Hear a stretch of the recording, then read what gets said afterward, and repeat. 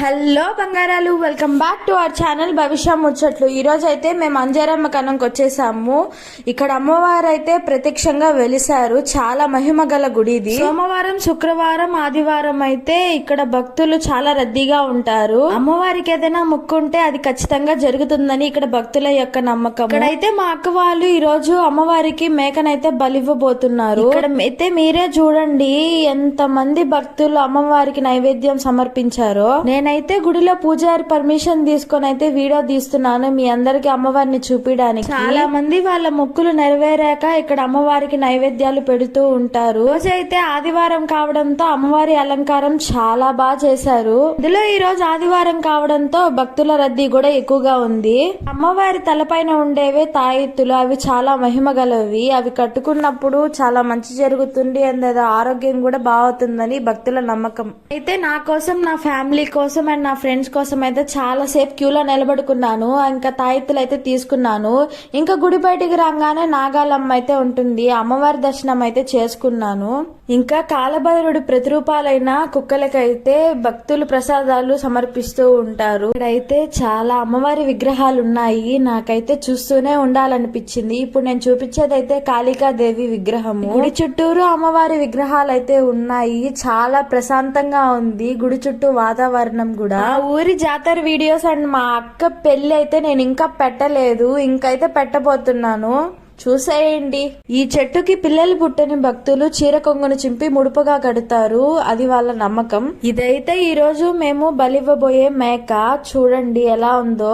ఇంకా మా అక్క పాపకైతే 4 days గ్యాప్ వచ్చేసింది కదా, పాప అయితే మర్చిపోయింది. ఆ అక్క ఆడిపించుకుంటూ ఉంది పాపను ఎత్తుకొని. చిన్నోడైతే కాసేపు దాకా రాలేదు. ఇంకా మేకనైతే బలివ్వడానికి తీసుకెళ్లిపోయారు. వీడియోస్ ని చిన్నపిల్లలు కూడా చూస్తారు కదండి, అందుకని అయితే నేను మేకని బలిచ్చేదైతే వీడియో తీయలేదు. కాబట్టి ఏమనుకోకండి. ఇక మేకని బలిచ్చే ప్లేస్ అయితే అదే అన్నమాట. మా నాన్న అయితే వీడియో తీస్తా ఉన్నాడు. గుడికి ఎదురుగానే, అమ్మవారికి ఎదురుగానైతే మేకని బలిస్తారు. ఇంకా నేను చాలాసేపు క్యూలో అయితే నిలబడుకొని తాయెత్తులు అయితే తెచ్చేసాను. ఫస్ట్ మా నాన్న నాకైతే కట్టేశాడు. ఇంకా మా చెల్లి, నేను, మా నాన్న, మా అమ్మ కట్టుకునేసాము. దేవుడికైతే నైవేద్యం చేశాక అందరికి నైవేద్యం అయితే పెట్టేశాము. ఇంకా మిగిలిందైతే మేము తింటున్నాము. చిన్నోడు కూడా స్వీట్ పొంగల్ అయితే తింటున్నాడు దేవుడిది. చూడండి ఎలా తింటున్నాడు. ఈ రోజు అయితే చాలా రద్దీగా ఉంది. చిన్నోడైతే నిద్రపోతూ ఉన్నాడు. సరే ఫ్యాన్ ఉంది కదా అని చెప్పి ఫ్యాన్ ఆన్ చేస్తే ఇప్పుడే ఇది ఆన్ కాలేదు, ఛార్జ్ అయిపోయినట్టుంది.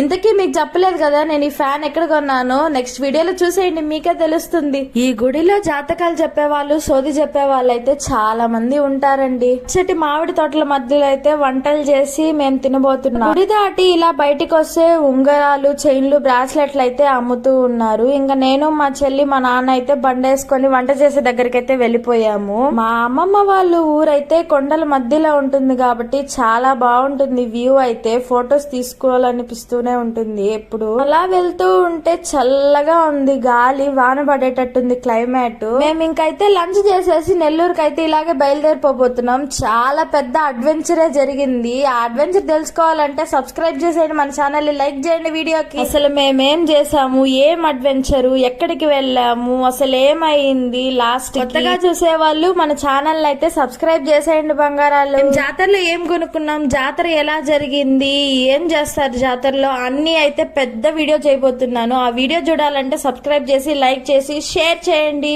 ఓకే బాయ్ బంగారాలు.